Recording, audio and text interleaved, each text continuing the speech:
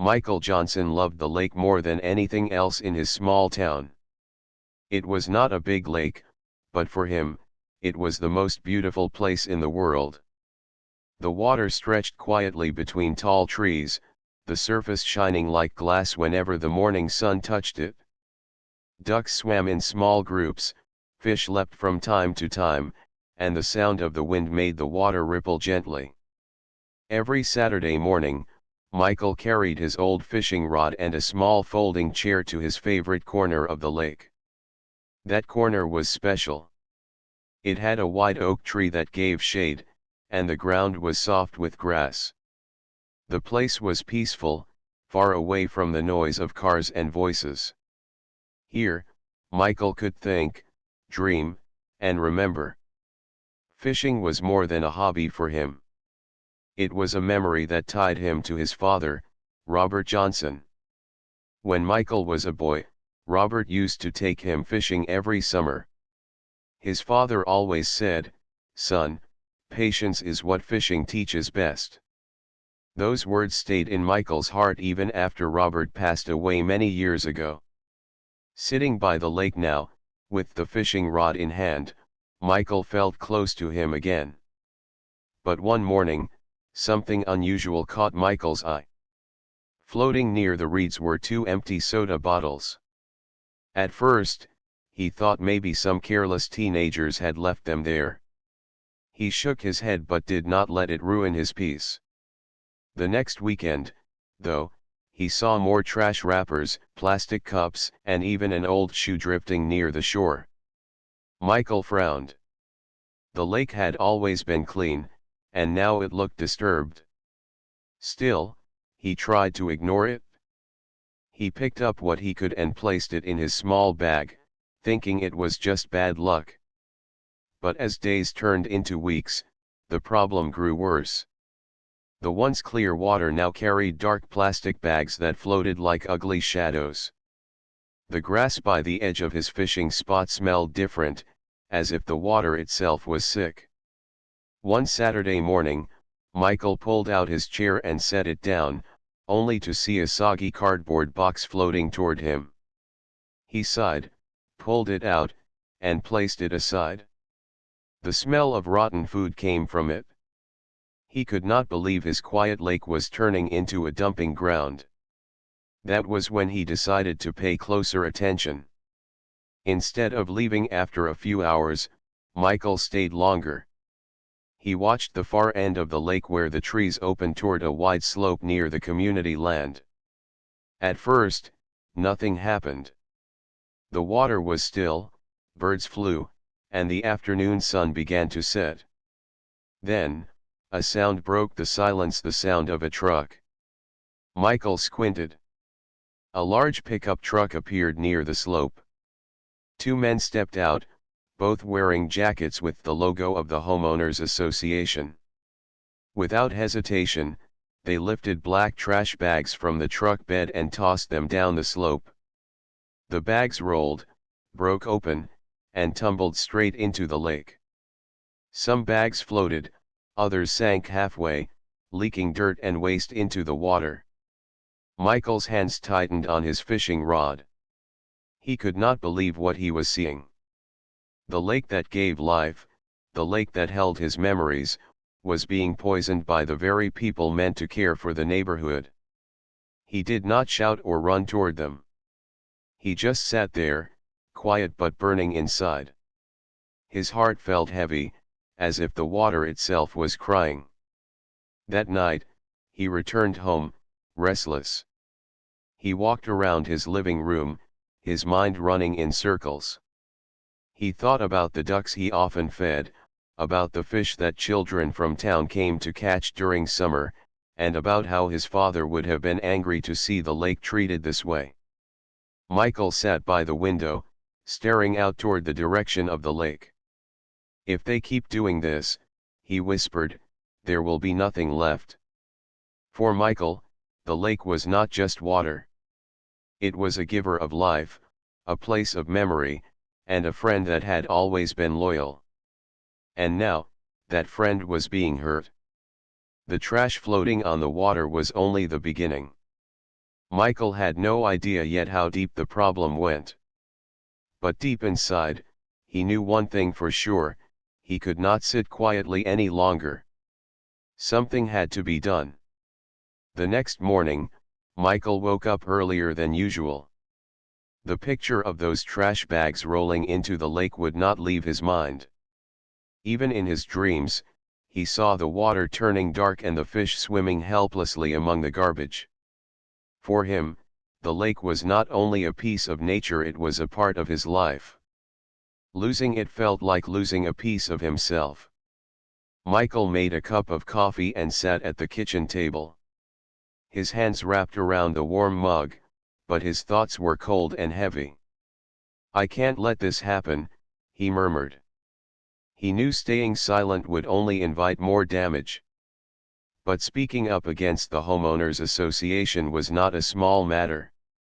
The HOA had influence, rules, and money. He was just one man with a fishing rod and memories. Still, he decided to begin somewhere. After finishing his coffee, he picked up a notebook from his drawer and wrote down what he had seen: the truck, the men, the trash bags, and the place where it all happened. He noted the date and time. He even drew a small map of the slope where the dumping had taken place. Later that day, Michael walked back to the lake. This time, he carried not just his fishing rod but also his phone.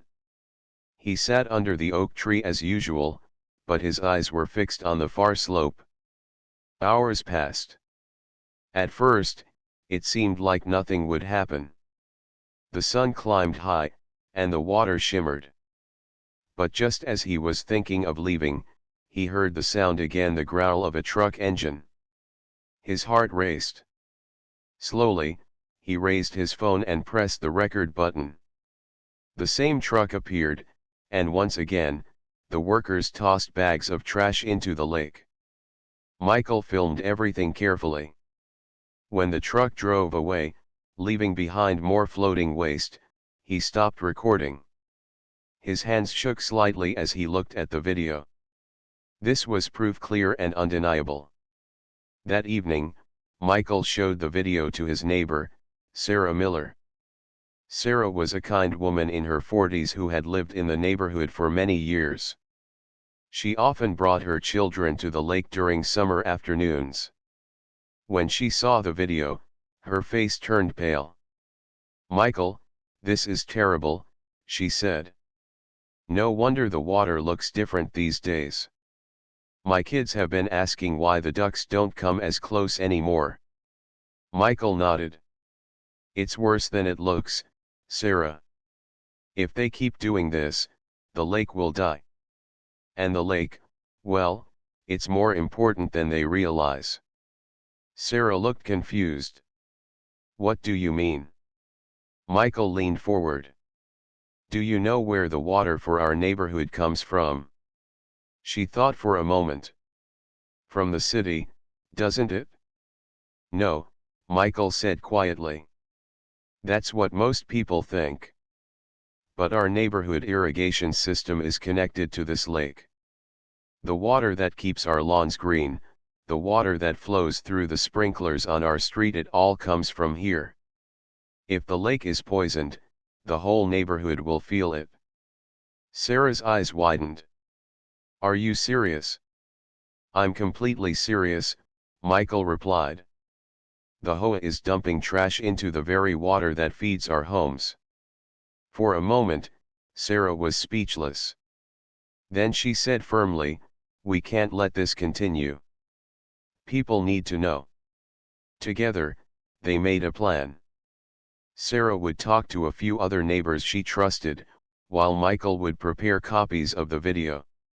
They agreed not to spread panic but to slowly gather people who cared about the lake. The next few days were busy. Sarah spoke to John Davis, who lived down the street, and Emily Brown, a teacher at the local school. Both were shocked when they saw the video. John, who enjoyed kayaking on the lake, clenched his fists in anger. Emily shook her head, saying, Children come here to learn about nature. How can anyone treat it like a trash bin? Slowly, a small group formed. They met at Michael's house one evening. The living room was filled with quiet determination. Michael placed his phone on the table and played the video again. The sound of bags hitting the water made everyone frown. John was the first to speak. We have to take this to the HOA directly. They can't get away with this. Emily added, and if they don't listen, we can show it to the city council. Michael listened carefully. For the first time in weeks, he felt he was not alone. His lake, their lake, now had defenders. That night, as the group left his house, Michael walked once more to the window. The lake was hidden in the darkness, but he imagined it shining under the moonlight, waiting to be protected. He whispered softly, "Don't worry. I won't let them take you away." Michael didn't know yet how hard the fight would be. He didn't know the obstacles the HOA would put in his way. But he knew this: he had taken the first step. And sometimes, the first step was enough to start a change. The next week came faster than Michael expected. Each day, he felt the weight of responsibility grow heavier. The group of neighbors who had seen the video depended on him to lead the way, even if they didn't say it aloud. And deep inside, Michael knew he could not fail. The lake deserved someone to speak for it, and right now, that someone was him. On Tuesday evening, Sarah knocked on his door with determined eyes. "The HOA is holding their monthly meeting tomorrow," she said. "This is our chance." Michael nodded. "We'll bring the video." The following day, the small group gathered outside the community hall. Michael carried a flash drive with the video saved on it. John had printed a few pictures of the trash floating in the lake, while Emily had written a short statement about the importance of protecting the water. Each of them looked nervous, but united. When they entered the hall, they saw a long table where the HOA board members sat. At the center was Richard Harris, the HOA president. He was a man in his late 50s with sharp eyes and a serious face. Beside him sat other members, each with neat papers and laptops in front of them. The meeting started with the usual announcements about parking, lawn care, and neighborhood rules. Michael listened quietly, his heart beating fast. When Richard finally asked, "Does anyone have other business to discuss?" Sarah gave Michael a quick nod. Michael stood up slowly. "Yes, I do." All eyes turned to him. For a moment, his throat felt dry, but he took a deep breath. "I need to talk about the lake." Richard raised an eyebrow. "The lake?" "Yes," Michael said firmly. "I've lived here many years, and I spend a lot of time there. Recently, I've noticed something terrible. Trash is being dumped directly into the water." A few board members exchanged surprised glances. Richard leaned back in his chair. "That's a serious claim, Mr. Johnson. Do you have proof?" Michael pulled the flash drive from his pocket. "Yes, I do." With Sarah's help, he connected it to the projector. The screen lit up, and the video began to play. The sound of the truck, the sight of the men throwing bags into the lake, it filled the quiet room. No one spoke as the proof unfolded before their eyes. When the video ended, the silence was heavy. Finally, John placed the photos on the table. "This is what the lake looks like now. Dirty, polluted, and dangerous." Richard's face tightened. "Where did you get this footage?" "I recorded it," Michael answered calmly. "I was there. I saw it with my own eyes. And I know those men work for the HOA." The room stirred with whispers. One of the board members, a woman named Linda, looked uneasy. If this is true, it's not only harmful to the lake. The irrigation system depends on that water. That's right, Emily added quickly. This affects everyone. Our lawns, our gardens, the very water that flows into the sprinklers, everything comes from the lake. If it gets polluted, the whole neighborhood will suffer. Richard frowned deeply. He shifted in his seat but said nothing for a moment. Then, with a stiff voice, he replied, "We will investigate this matter further. Thank you for bringing it up." Michael's eyes narrowed. He could feel the avoidance in Richard's tone. "With all respect," he said, "this isn't something to be pushed aside. The lake is already suffering. We need action now, not later." The tension in the room grew. A few neighbors who had come for other issues started nodding. Some whispered to each other, clearly disturbed by what they had seen. Richard's voice grew sharper. "Mr. Johnson, this board will handle it. That's all for now." Michael wanted to push harder, but Sarah touched his arm gently, giving him a look that said, "Not here, not now." So he took a breath and sat down. Still, his heart was heavy with frustration. After the meeting ended, the group gathered outside under the streetlights. John shook his head angrily. "Did you see Richard's face? He knows more than he's saying." Emily sighed. "He wants to bury this problem instead of solving it." Michael looked at each of them. "Then we don't stop here. If the HOA won't act, we'll take this to the next level. The city needs to know what's happening." The group agreed. Though nervous, they felt stronger together. Sarah said softly, "Michael, you started this. Don't give up now. The lake needs us."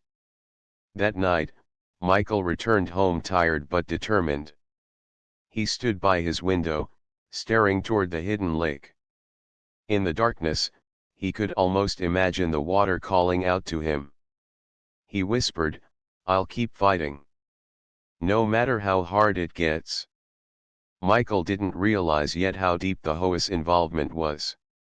He didn't know how far Richard and others would go to silence him. But one thing was certain: this was no longer just about fishing or peace. It was about truth, about protecting what gave life to the entire neighborhood. And Michael was ready to face whatever came next. The following week was not easy for Michael. After the HOA meeting, whispers began to spread in the neighborhood. Some neighbors praised him quietly, thanking him for speaking up. Others looked at him with uncertain eyes, afraid of what might happen if they stood against the HOA. Michael noticed that Richard, the HOA president, avoided him completely. But avoidance was not silence. Soon, small letters began arriving in Michael's mailbox, warnings from the HOA about violations. One claimed that his grass was cut too short. Another said his mailbox paint was fading. A third warned him about leaving his trash bin on the curb too long. Michael sighed each time he opened one. "They're trying to distract me," he said to himself. "They think if they bury me under rules, I'll forget about the lake." But he didn't forget. In fact, every letter made him stronger. He gathered the papers in a folder and kept working with Sarah, John, and Emily. Together, they decided it was time to take the problem outside of the HOA. Emily suggested, "Let's call the city's environmental office. They can't ignore something like this." So Michael made the call. The officer on the line listened carefully as Michael explained the situation. When he mentioned that the irrigation water came from the lake, the officer's tone grew serious. "We'll send someone to take a look," he promised. A few days later, 2 city inspectors arrived. Michael, Sarah, and John met them at the edge of the lake. The inspectors carried clipboards and test kits. They scooped water samples, checked the reeds, and even walked to the slope where the trash had been dumped. "This is concerning," one of them said. "If this is HOA land, they could be in serious violation of environmental laws." Michael felt hope rise in his chest. But he also knew that hope could be fragile. That evening, as he returned home, he saw Richard standing near his driveway. His arms were crossed, and his face was hard. "We need to talk, Michael," Richard said. Michael stopped but didn't move closer. "About what?" Richard's voice was calm, but his eyes were sharp. "You're stirring up trouble. You're making the neighborhood look bad. All this noise about the lake, it's unnecessary." "Unnecessary?" Michael's voice rose slightly. "You're dumping trash into the water we all depend on. That's not just unnecessary, it's dangerous." Richard shook his head. "You don't understand. The HOA has responsibilities. Trash disposal is expensive, and the budget is limited. We had to find a solution." Michael stared at him in disbelief. "Your solution is poisoning the lake? Do you realize this water runs through every sprinkler in this neighborhood? It feeds the lawns, the gardens, even the trees our kids play under." Richard's face darkened. "Keep pushing this, and you'll regret it." Michael didn't flinch. He simply replied, "The lake is worth fighting for." Then he walked into his house, leaving Richard standing in the fading evening light. That night, Michael could not sleep. He lay in bed, staring at the ceiling, thinking about Richard's words. But when he closed his eyes, he remembered his father's voice, steady and calm, "Patience, son. Patience is strength." The next morning, Sarah stopped by with fresh news. "The inspectors came to my house today. They asked me questions about the water. It looks like they're taking this seriously." John joined them later, his face bright with energy. "I've spoken to more neighbors. People are ready to support us. They just need someone to lead the way." Michael nodded. "Then we keep moving forward. Richard can try to scare us, but the truth is stronger." The days turned into a quiet battle. The HOA continued sending letters, trying to paint Michael as a problem neighbor. But at the same time, more people started showing up at his door. Parents worried about their children playing near the water, gardeners worried about their plants, and even elderly neighbors who remembered when the lake was clean decades ago. One evening, the group gathered at Sarah's house. The living room was full, 15 people this time, not just 4. Michael looked around the room, feeling both surprised and proud. "We're not alone anymore," Sarah said with a smile. Emily held up a notebook. "I've written down testimonies from several families. They've noticed changes in the water too. Some sprinklers are already leaving stains on sidewalks." John added, "The city inspectors will need this. It shows the problem is spreading." Michael looked at everyone and said, "The HOA thinks this lake belongs to them, but it belongs to all of us. It gives life to our homes, our gardens, and our memories. We can't let anyone destroy it." The group agreed with nods and quiet voices of support. For the first time, Michael felt the weight lift from his shoulders. This wasn't just his fight anymore. It was theirs too. But deep inside, he also knew that the closer they came to exposing the truth, the harder the HOA would fight back. And Richard, with his cold eyes and quiet threats, was not the kind of man to give up easily. As Michael left Sarah's house that night, the moon reflected softly on the lake in the distance. He paused to look at it, shining gently under the stars. He whispered again, "I'll protect you." no matter what comes next. The following week brought a new kind of energy to the neighborhood. People whispered less and spoke more openly. Neighbors who once stayed quiet began to ask questions. Children pointed at the trash floating near the shore, and parents frowned with worry. The lake, once a quiet background to their lives, had now become the center of every conversation. Michael felt the change each time he walked down the street. Some neighbors stopped him to say thank you. Others gave cautious nods, as if afraid to be seen supporting him. Yet even those silent nods told him he was not fighting alone anymore. The city inspectors returned on a warm Thursday morning. This time, they came with 2 trucks, carrying equipment for testing and measuring. Michael and Sarah stood near the slope, watching as the inspectors filled glass bottles with lake water, collected mud from the bottom, and even tested the sprinklers that lined the street. One inspector, a man named Daniel, explained, "We need to check for chemicals, bacteria, and anything unusual. If the water is contaminated, we'll know soon." Michael nodded. "And what happens then?" Daniel looked serious. "If the HOA is responsible, there could be heavy fines. And if the contamination is severe, they may be ordered to restore the lake." Sarah let out a breath of relief. Finally, someone is listening. But Michael noticed movement nearby. Across the road, Richard stood with 2 other HOA board members, arms crossed, watching closely. His expression was tight, his lips pressed into a thin line. He didn't speak, but his presence felt like a silent warning. That evening, as the sun began to set, Michael sat on his porch. His phone buzzed with a message from Emily. "The inspectors are sending the samples to the lab. We should have results in a week." A week. To Michael, that felt like forever. He leaned back in his chair and stared toward the lake, golden in the fading light. The wait would not be easy. Over the next few days, the HOA increased its pressure.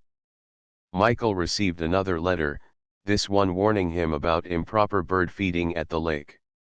Sarah got a notice about her front bushes being too tall. Even John, who had always kept his yard neat, was suddenly told his fence needed repainting. "They're targeting us," John said angrily as the group met at Michael's house. "They're trying to scare us into silence." Emily, calm as always, replied, "It only shows they're afraid. The truth is bigger than their threats." Michael listened, but he couldn't ignore the frustration building inside him. Every letter, every warning felt like a stone placed on his back. Yet when he closed his eyes, he saw his father's face again, calm, steady, patient. That memory gave him strength to keep going. On Sunday afternoon, Michael returned to his fishing spot under the oak tree. He didn't bring his rod this time. Instead, he just sat quietly, looking at the water. Trash still floated near the reeds, but the lake still held its beauty. The sky reflected on its surface, the ducks still swam, and the breeze carried the scent of grass. He whispered softly, "Hold on, old friend. Help is coming." As if answering him, a fish leapt from the water, splashing the surface before diving back down. Michael smiled faintly. The next day, Sarah came running to his house with news. "Michael, the inspectors spoke to me this morning. They said early tests show high levels of bacteria and chemicals in the water. It's worse than they thought." Michael's chest tightened. "That means the lake is sick." "Yes," Sarah said sadly. "But it also means the HOA can't hide anymore. The evidence is clear." Later that evening, their group gathered again. Emily read from her notes. "The city is preparing a formal report. Once it's finished, they'll present it to the HOA and possibly to the town council. That's good, John said, though his voice carried a mix of relief and worry. But Richard won't go down quietly. He'll fight back harder now. Michael agreed silently. He could already sense it. Richard was a man who valued control, and losing control of the situation would push him to desperate measures. Still, Michael knew they had no choice but to keep moving. We can't turn back now, he said firmly. If the lake falls, the whole neighborhood falls with it. The group nodded. Each of them carried fear, but also determination. They were ordinary people, yet together they felt stronger than they ever imagined. That night, Michael returned once more to the lake. The moon was high, and the water glowed silver. He thought of the inspectors, the neighbors, and his father's lessons. Then he thought of the children who came to play at the lake each summer, laughing and running with joy. He placed his hand gently on the grass by the shore. "You will live," he whispered. "I promise." What Michael didn't know was that Richard had already begun making his own plans. Plans that would test not only Michael's patience but also his courage. The battle for the lake was far from over, and the next chapter would be the hardest yet. The week after the inspectors tested the water, the neighborhood felt heavier. People spoke more openly now, but also more carefully. Everyone seemed to sense that something big was about to happen. The lake had always been a background to their lives, but now it had become a battlefield, quiet, but fierce. Michael carried that weight every day. He woke early and walked to the lake, checking its surface as if searching for signs of hope. Sometimes the water shimmered beautifully, reminding him of its strength.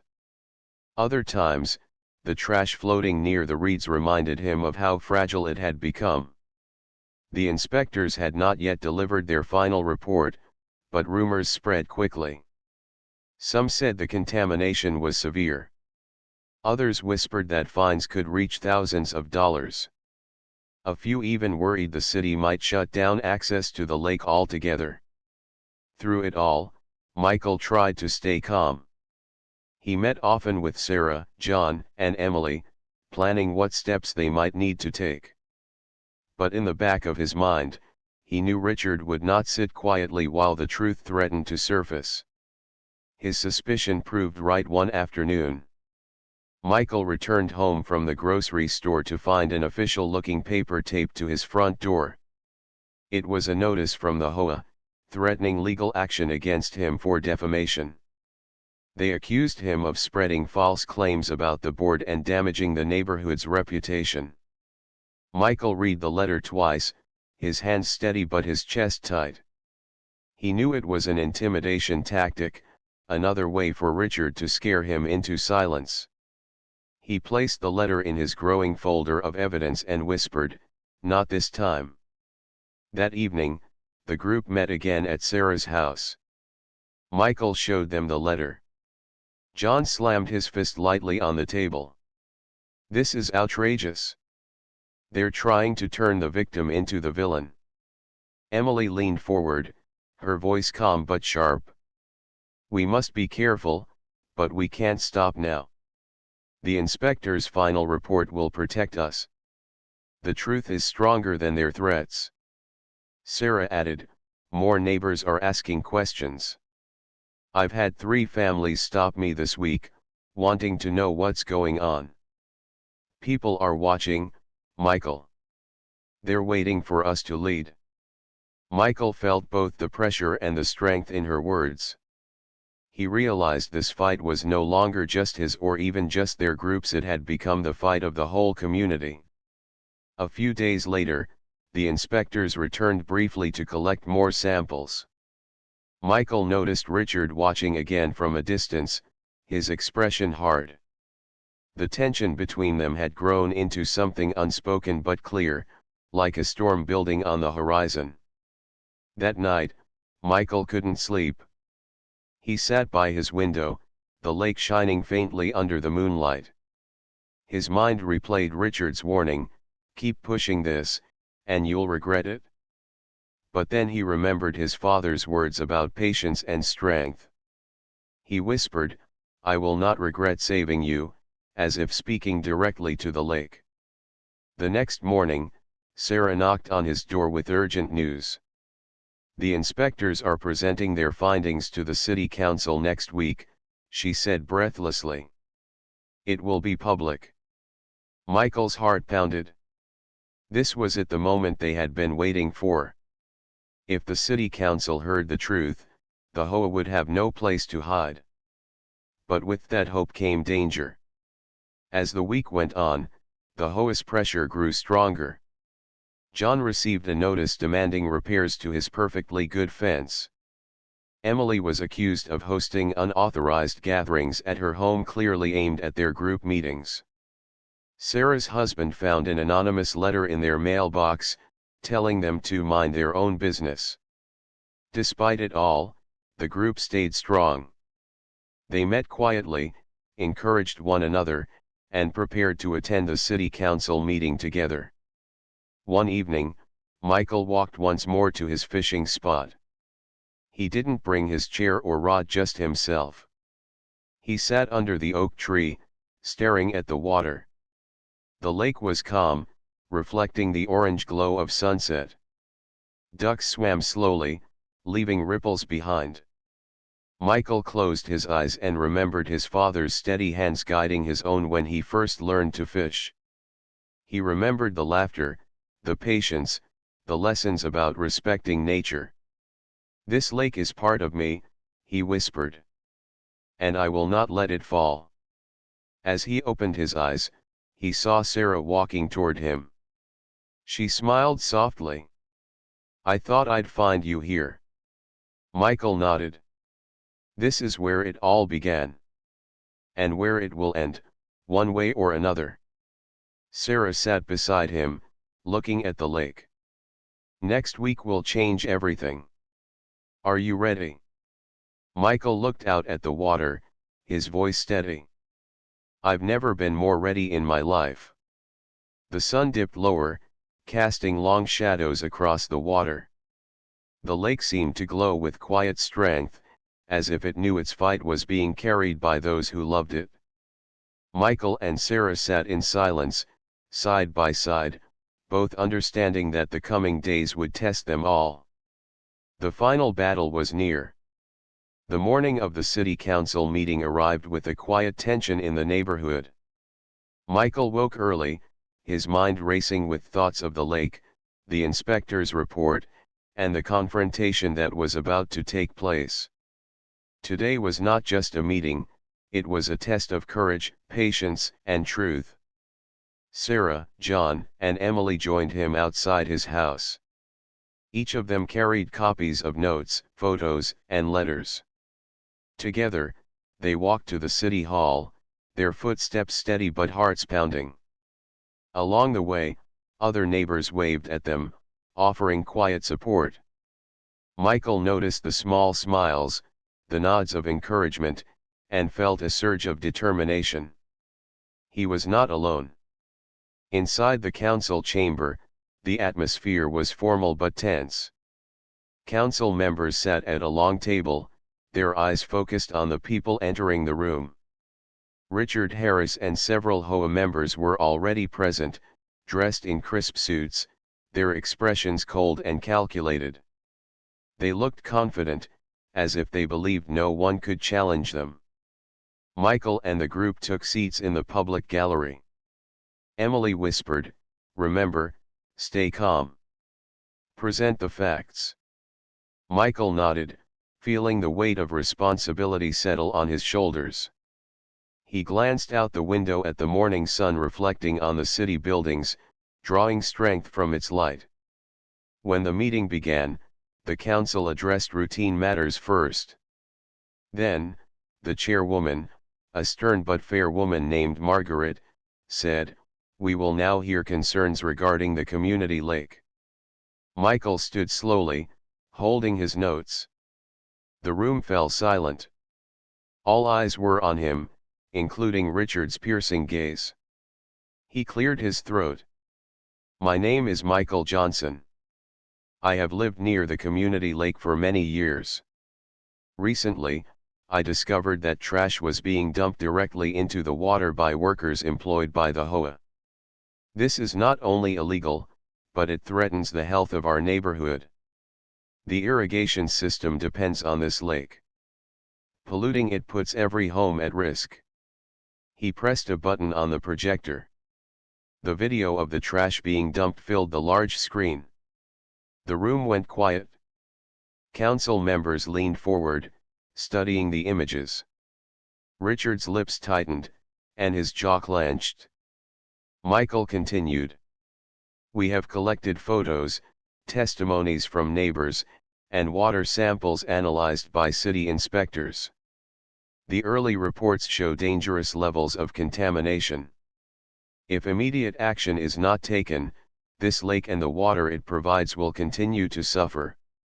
Sarah, Emily, and John handed copies of the report and photos to the council members.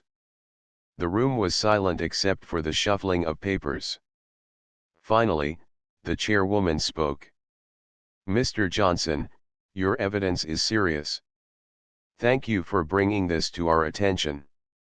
We will investigate further, and the HOA will be held responsible if these claims are verified. Richard tried to speak, but Margaret raised her hand. Not at this moment, Mr. Harris. We will allow you to respond after the council reviews the evidence. Michael's heart pounded, but he kept his composure. He looked around the room and saw his neighbors watching, their eyes filled with hope.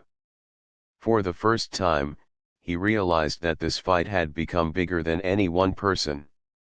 It was about truth, justice, and community. The council adjourned briefly to discuss the matter privately. Outside the chamber, Michael and his friends spoke with several neighbors. Excitement and relief mixed with anxiety. They knew the fight wasn't over, but finally, the truth had a chance to win. An hour later, the council reconvened. Margaret spoke firmly. After reviewing the evidence, the council has determined that the HOA violated environmental and community regulations. They are ordered to immediately remove all trash from the lake, restore the water quality, and pay fines to cover the cleanup. The HOA is further instructed to implement safe waste disposal practices moving forward. The room erupted in murmurs. Michael felt a rush of relief and pride. Sarah smiled and whispered, "You did it, Michael. You saved the lake." John clapped him on the shoulder. "We all did it, together." Even Richard could not hide his defeat. He nodded stiffly but said nothing. His authority, once so absolute, had been challenged by truth and courage, and he could not ignore it. After the meeting, Michael returned to the lake. The sun was setting, painting the water in gold and orange. He knelt by the shore and picked up a small piece of driftwood, tossing it gently into the water. The ripples spread, reflecting the light like hope itself. Sarah, John, and Emily joined him, standing quietly beside the oak tree.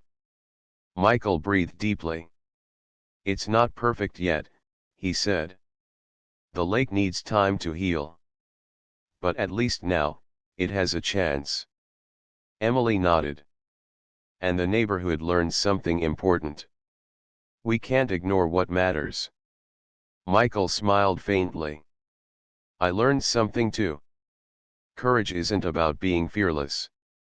It's about standing up, even when fear is there." As the group watched, the lake shimmered under the evening sky. Ducks swam peacefully again, and the gentle wind whispered through the trees. For the first time in weeks, Michael felt a calm he hadn't felt in a long time. The lake was safe, for now, and he had kept the promise he whispered weeks ago, "I will protect you." The sun dipped below the horizon, and Michael turned to his friends. "This is just the beginning. We must always protect what we love, no matter how hard it gets."